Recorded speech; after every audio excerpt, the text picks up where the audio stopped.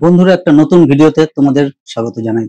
তো আজকের যে আমাদের টপিকটা নিয়েছি সেটা হলো যে তোমরা তো সবাই ইউটিউব করছো, ইউটিউবে ভিডিও বানাচ্ছ, কিন্তু প্রথম তোমাদের যে 1000টা সাবস্ক্রাইবার, সেই 1000টা সাবস্ক্রাইবার কিন্তু খুব ইম্পর্টেন্ট। আর তোমরা চাও যে 1000 সাবস্ক্রাইবার তোমাদের চ্যানেলে খুব তাড়াতাড়ি হয়ে যাক, কিন্তু 1000টা সাবস্ক্রাইবার খুব তাড়াতাড়ির মধ্যে কিভাবে হবে সেটা নিয়ে কিন্তু আজকের ভিডিও। চলো ভিডিওটা শুরু করা যাক। তো 1000টা সাবস্ক্রাইবার 1 2 3 4 করেই কিন্তু হয়। প্রথমেই কারো কিন্তু 1 2 দিনের মধ্যেই 1000টা সাবস্ক্রাইবার হয়ে যায় না একটা নতুন চ্যানেলের ক্ষেত্রে। কারো যদি চ্যানেলে প্রথম থেকেই হয়তো 50,000 60,000 সাবস্ক্রাইবার রয়েছে, সে যদি একটা নতুন চ্যানেল খোলে, হয়তো রাতে চ্যানেল খুললে সকালবেলাতে 1000 সাবস্ক্রাইবার কমপ্লিট হয়ে যেতে পারে।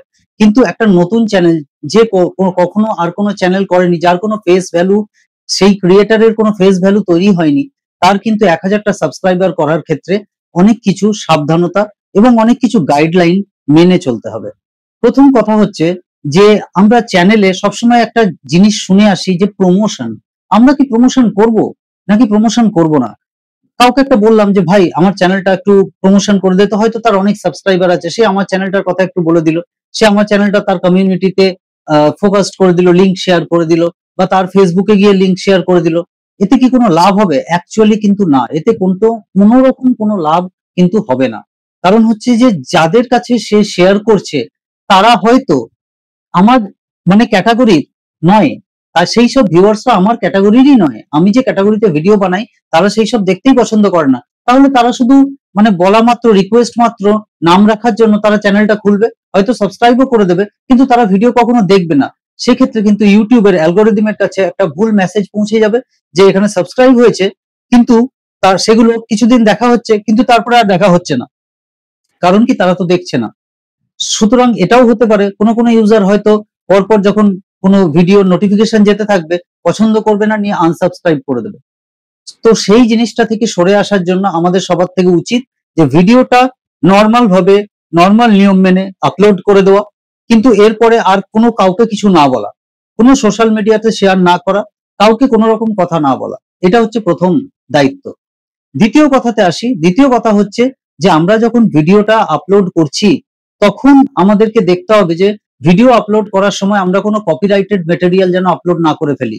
কারোর একটা ডাইরেক্টলি গান নিয়ে আমরা আপলোড করে দিয়ে ভিডিওটা করেছি, কোনো একটা সিন বা একদম একটা ভিডিওর পুরো ডাইরেক্টলি আমরা কাট অফ করে নিয়ে সেই দিয়ে ভিডিওটা বানিয়েছি, এরকম ধরনের ভিডিও কিন্তু প্রথমেই ভিউজ আসবে না। ভিউজ তো আসবেই না, উল্টে কপিরাইট স্ট্রাইক চলে আসবে এবং 1000 সাবস্ক্রাইবারের যে স্বপ্ন সেটা কিন্তু হবে না। 3 নম্বর কথাতে আসি। 3 নম্বর কথায় হচ্ছে যে আমাদের তাহলে করতে কি হবে? আমাদের যেটা করতে হবে সেটা হচ্ছে যে ইউটিউবের ট্যাগস এবং ইউটিউবের যে ডেসক্রিপশন আছে সেইটা একটু কিন্তু ভাইরাল লিখতে হবে। আমাদেরকে নিজের মন থেকে টাইটেল বা ডেসক্রিপশন না বানিয়ে আমাদেরকে দেখতে হবে যে অন্য ইউটিউবাররা কি ধরনের টাইটেল আর ডেসক্রিপশন নিয়ে কাজ করছে, আজকালের মধ্যে কি টাইটেল ইউজ করছে, সেই টাইটেলটাকে ইউজ করতে হবে। সেই টাইটেলের কাছাকাছি টাইটেল ইউজ করলেও হবে, তাহলে কিন্তু ভিডিও কিন্তু অনেকটা তাড়াতাড়ি এগোবে। তারপরে আসছে হচ্ছে থাম্বনেল। একটা ভালো থাম্বনেল কিন্তু ভিডিওটাকে অনেক তাড়াতাড়ি এগিয়ে নিয়ে যায়। তো থাম্বনেলটা তৈরি করার জন্য আমাদেরকে কি করতে হবে না, অনেক কিছু ভিডিওর কাট পিস আমাদের দরকার হতে পারে। আমাদের দরকার হতে পারে একটা ভালো ব্যাকগ্রাউন্ড, সেটা সাদা, কালো, লাল বা কোনো বাই কালার ব্যাকগ্রাউন্ডও হতে পারে। এরকম ধরনের প্রচুর ব্যাকগ্রাউন্ড কিন্তু আমার কাছে অলরেডি আছে। তোমাদের যদি দরকার হয় সেই সমস্ত থাম্বনেল বানানোর পুরো ম্যাটেরিয়াল, তার ইমোজি, তার ব্যাকগ্রাউন্ড পুরো হাই ডেফিনিশনে, তার অ্যারোজ, অনেক কিছু কালার্স থেকে আরম্ভ করে যে আমরা যে সানগ্লো গুলো ব্যাকগ্রাউন্ডে দেখতে পাই বিভিন্ন থাম্বনেলে, সেই সানগ্লো গুলো আছে। তো এই আর এগুলো কিভাবে করতে হবে তার প্রসেসটাও আমি খুব তাড়াতাড়ি একটা ভিডিও নিয়ে আসবো, করে দেখিয়ে দেবো আমি। তো এবার ব্যাপার হচ্ছে যে এই ম্যাটেরিয়াল গুলো আমার কাছে রয়েছে। যদি তোমাদের দরকার হয় এই ম্যাটেরিয়াল গুলোর জন্য তোমরা আমার চ্যানেলকে সাবস্ক্রাইব করো, ভিডিওটাকে শেষ অবধি দেখো এবং আমাদেরকে কিন্তু কমেন্টের মধ্যে লিখে জানাও যে তোমাদের এটা দরকার আছে। তখন আমি কিন্তু পার্টিকুলারলি মেল আইডি গুলোতে আমি ওটা সেন্ড করতে পারবো।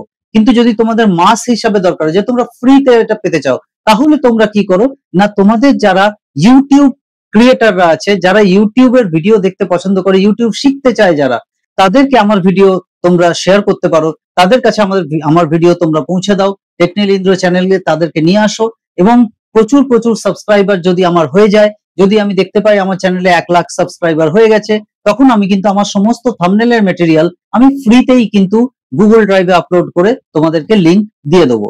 তো আশা করি আমি যে পয়েন্টস গুলো বললাম, যে প্রথম সব থেকে তাড়াতাড়ি 1000টা সাবস্ক্রাইবার কিভাবে পূর্ণ হবে, নিশ্চয়ই বুঝতে পেরেছো।